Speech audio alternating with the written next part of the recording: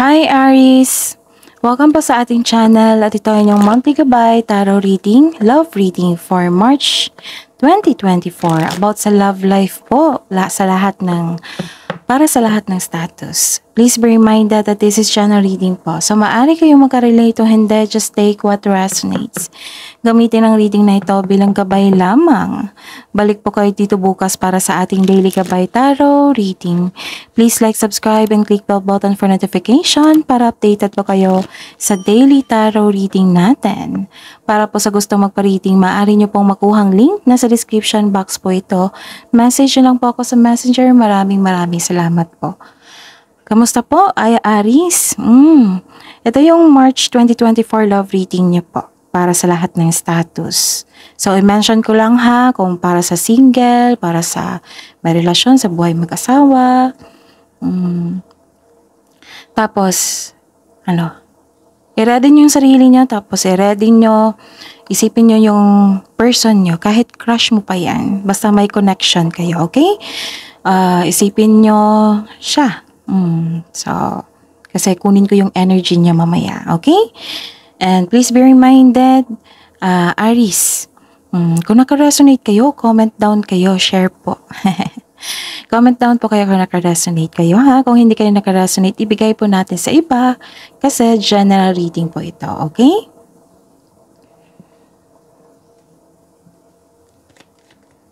Spirits Guide, ano po ang ganap sa buwan na ito, March 2024, sa love life po ni Aries?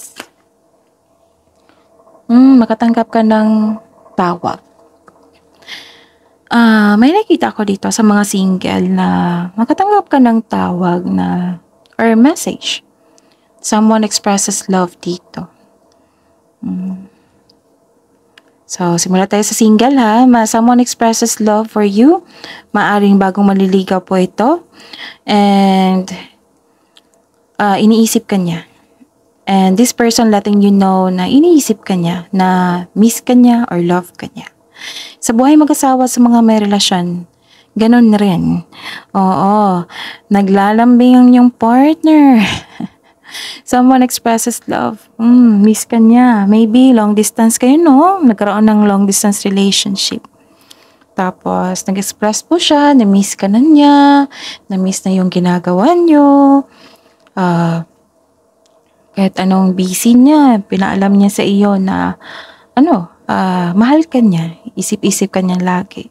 Yung mga ginagawa niya is para sa inyo. Okay? Ano pa?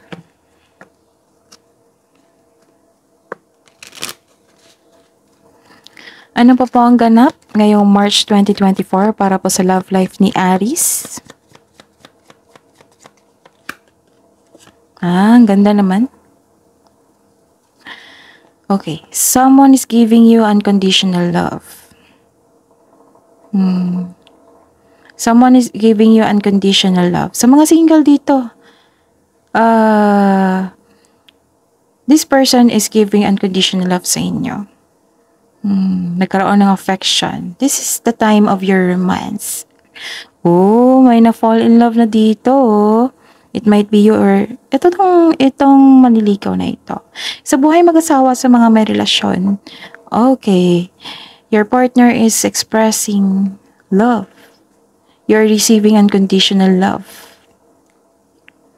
And nagkaroon ng affection. In love kayo sa isa't isa, Aries.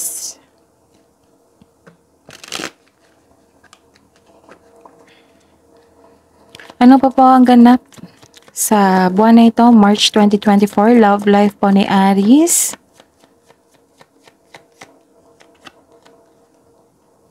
Okay.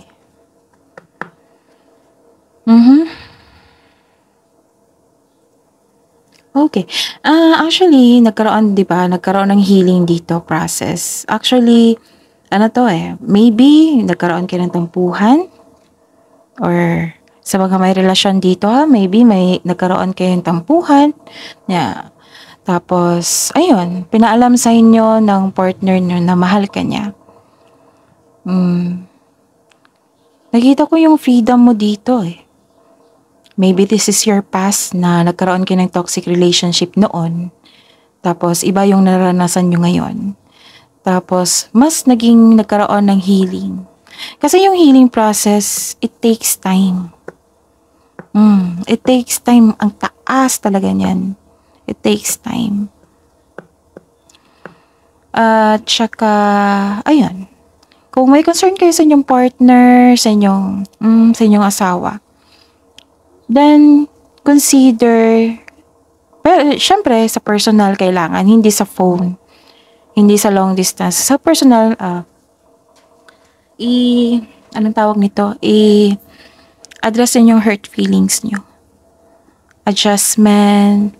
Kasi kayong nag-team up niyan eh. Kayo yung maggawa ng solusyon dyan.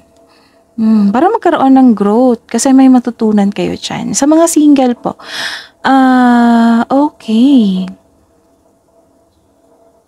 Kakatapos lang ng toxic relationship nyo sa past relationship nyo. Nagkaroon ng freedom dito eh. Ang sarap sa feeling ito. Freedom. You're healing. Nagkaroon ng healing process. Okay. Ano pa? Kuha pa tayo. Ano pa po ang ganap? Ngayong March 2024 para po kay Aries. Love life po nila. Okay. Some of you sa mga single dito. Gusto nyo mag-focus muna sa inyong trabaho, sa career and money nyo. Sa inyong sarili. Kasi nga, may nagkaroon ng healing, di ba? Yung panahon, like for example, this year is a healing time para talaga sa sarili ko. Hindi muna ako magtanggap ng isang tao. Gusto kong mag-focus muna sa sarili ko, sa career and money at sa sarili ko. Para magkaroon ng self-appreciation, para bumalik yung confidence. Okay? Para bumalik yung confidence. Ito yung importante, kung babalik talaga yung confidence nyo, yan yung impact ng healing. Kasi kung magkakaroon kayo ng healing, magkaroon ng confidence, may self-discovery, itong gusto mo na self-appreciation. Diba, after healing po, sa mga nakaranas dito ng healing, di ba may pagbabago sa inyong physical health? May improvements sa inyong mental health. Marami kayong nakuhang, anong tawag dito, lesson. May self-discovery. This is a chance for a new relationship. To start dating, to reconnect to your old friends. Tapos, yun. Yung enough is enough. Ito yon. Saying enough is enough can fill you with strength. Yung nagkaroon ng resilience, nagkaroon ng courage sa isang to end the situation. Ganda, no? Kasi some of you are taking time to yourself. Gusto nyo alagaan talaga yung sarili nyo. May nagsabi sa akin dito na mag-gym. Para lumabas yung mga toxicity, para magkaroon ng self-confidence, para bumalik. Ito yung pinaka-importante, yung self-confidence. Kaya nyo yan kasi, strength nyo to. Strength nyo to. You are belong sa fire sign, right? Okay? So, kuha tayo.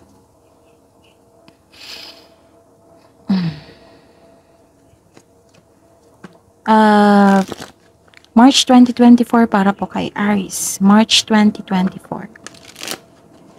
Love life po ni Aries. Kuha tayo ng energy, ha?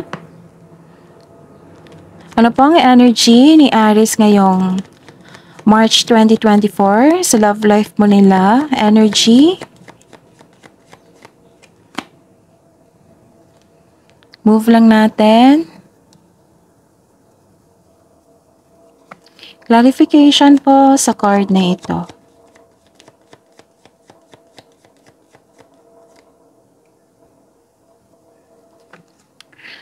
Challenge. Challenge sa buwan na ito. Challenge ngayong buwan, March 2024 sa love life ni Aries.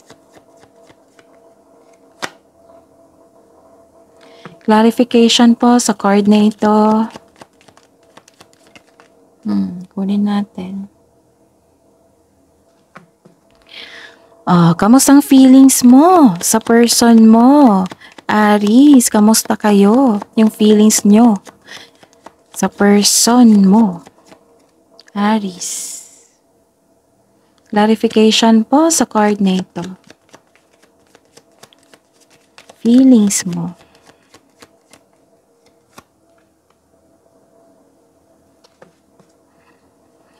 Okay. Isipin nyo yung partner nyo ha. Kunin ko yung person nyo. Isipin yung person nyo. Kahit crush nyo pa yan. Basta may connection po. Okay. Kunin ko yung energy niya. Ano po? Ano po ang energy sa person ni Aries ngayong March 2024? Clarification po sa card na ito.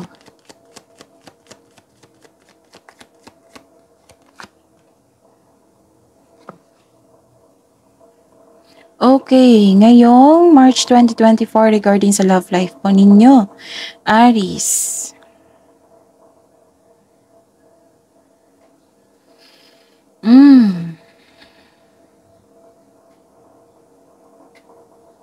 Okay, think okay na. Okay. May nakita ako dito na your energy is nagkaroon ng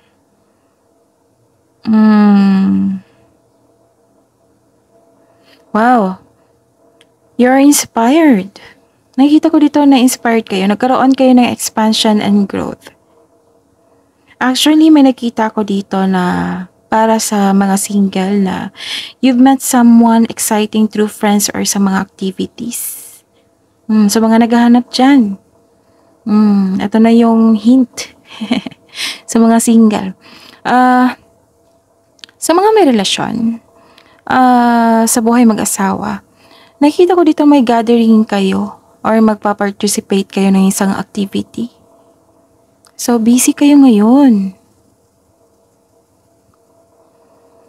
Pwede din nagbakasyon kayo ha, para may, like for example, pabiyahe kayo para for reunion, ganon. You're preparing po. Nag-prepare po kayo, busy po kayo sa pagpaplano.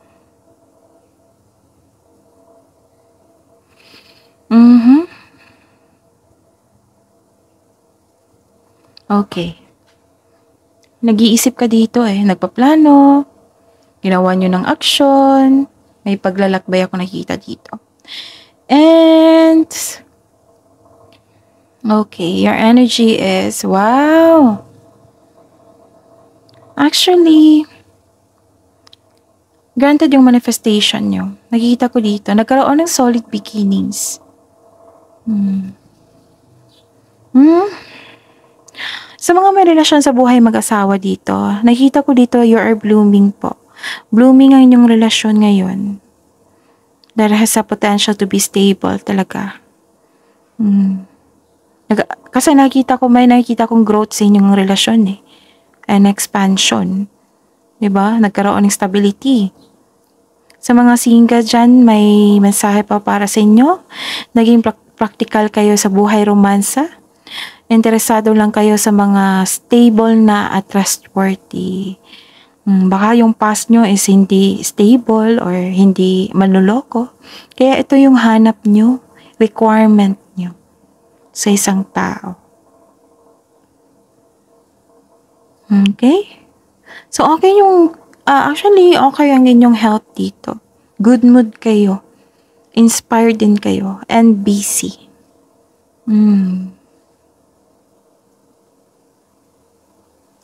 Okay. Challenges tayo.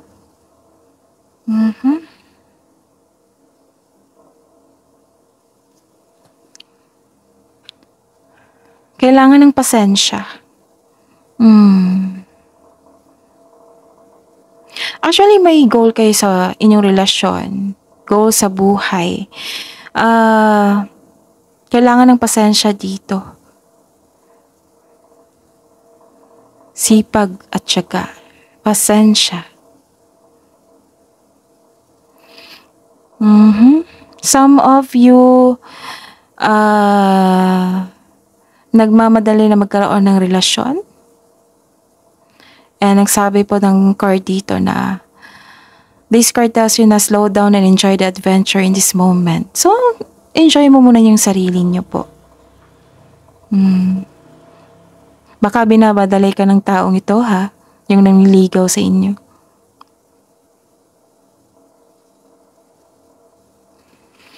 Tapos, actually may message para sa mga single dito na the universe is bringing the right relationship to you at the right time. Kaya, konting hintay lang, trust and have faith, magpasensya. At patuloy mo lang alagaan ang sarili mo habang hinintay mo yung bigay ng tadhana sa inyo.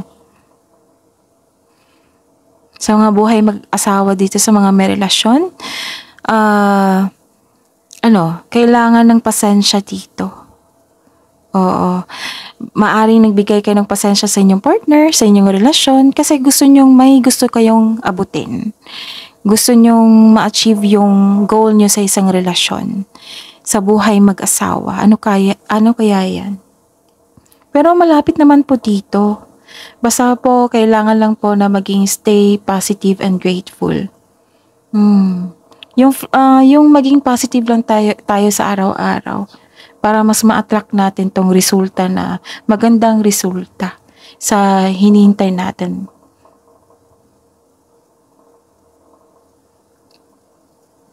Okay.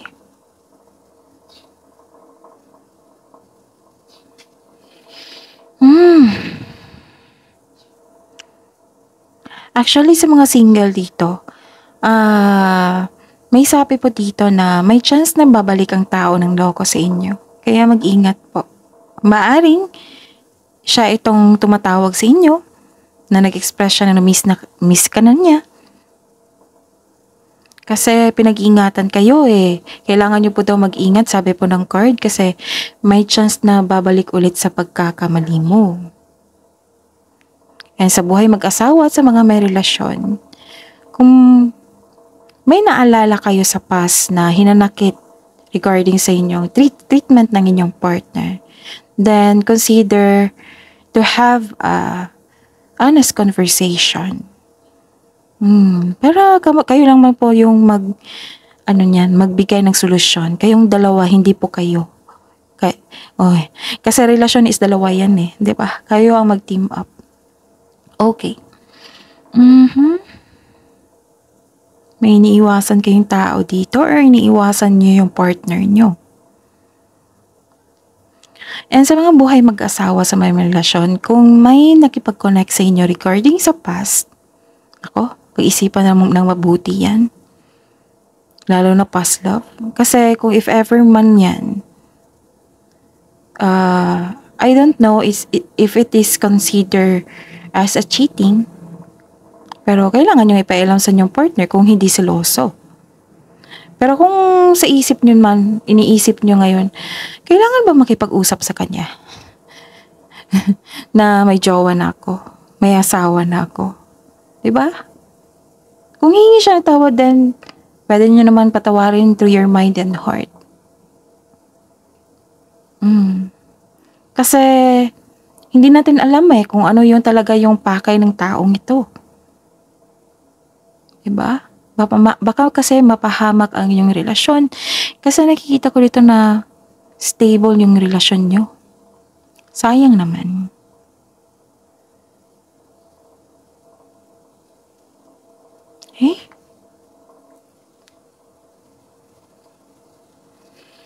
Kung may pinagdaanan kayo ngayon, makabangon kayo ulit.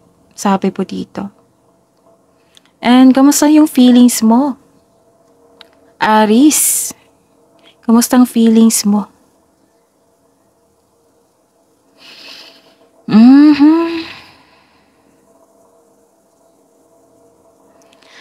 Okay. Medyo hindi maganda ang feelings mo ngayon kasi may tension ako nakita dito. Yung reklamo po, parang naiinis ka.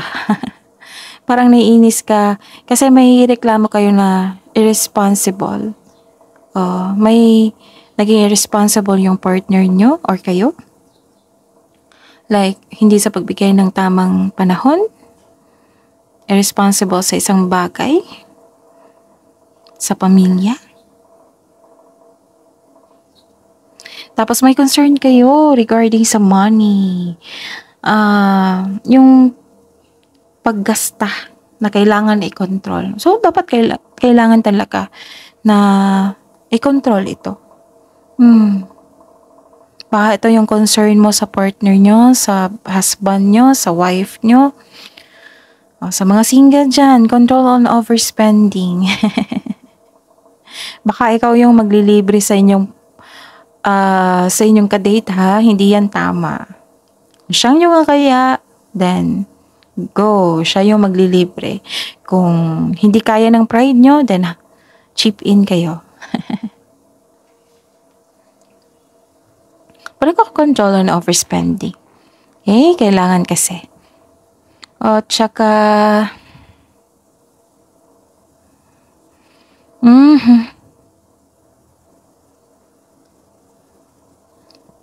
naiinis ka, tapos, lumabas nga. May concern kayo sa kanya, sa inyong partner, sa inyong husband na hindi na naging responsible sa kanyang responsibilities. Pwedeng nagsiselos siya, nagsiselos ka rin. May nakita ko materialistic dito. This is a clarification, so control on overspending. Kailangan nyo talaga lang kung sa ipon nyo yan, savings nyo na nagasta, kailangan talaga na pag-uusap dyan. Kayo pong dalawa ang mag-resolve dyan kung partnership ito. Instead of getting angry, kailangan talaga na magkaroon ng masinsinang pag-uusap. Yung intention nyo is magkaayos kayo at malaman ng partner nyo na ang adjustment at ang dapat baguhin. Actually, may nakita kong may nanghimasok sa inyong decision making. Sa mga single dito, ayun, control of overspending. Bakit may selos na ganap dito? Okay, may selos na ganap. Or yung concern nyo sa past love nyo is, ayun, seloso, hindi marunong magpahalaga.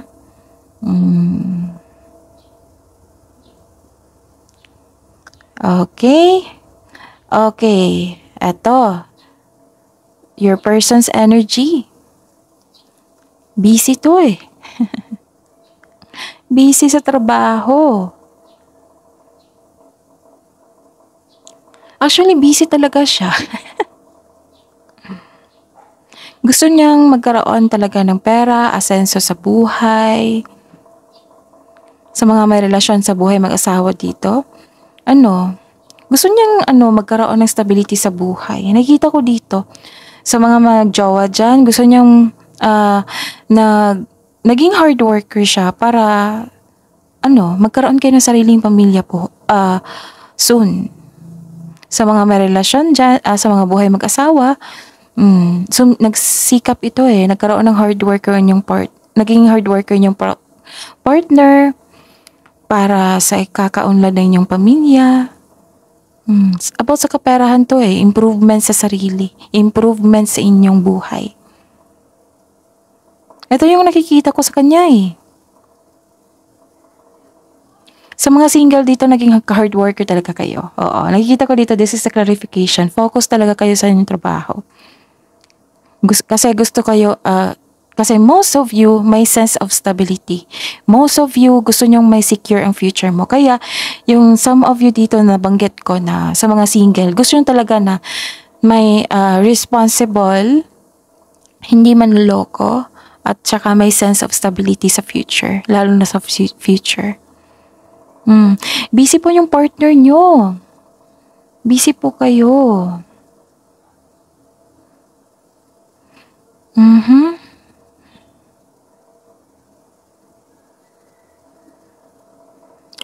Kasi ang concern dito, Ang sabi niya, ang iniisip niya, ayaw niyang maulit yung problema niyo noon. Sa mga buhay mag-asawa dito ha, sa mga may partner. Ayaw niyang nagsumikap siya, ayaw niyang magkaroon ng problema na naranasan niyo noon. Kaya nagsumikap siya.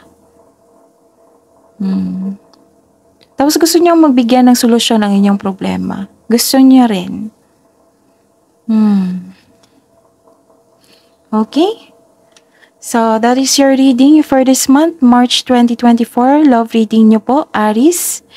Please like, subscribe, and click bell button for notification para updated po kayo sa daily tarot reading natin. Maraming salamat po.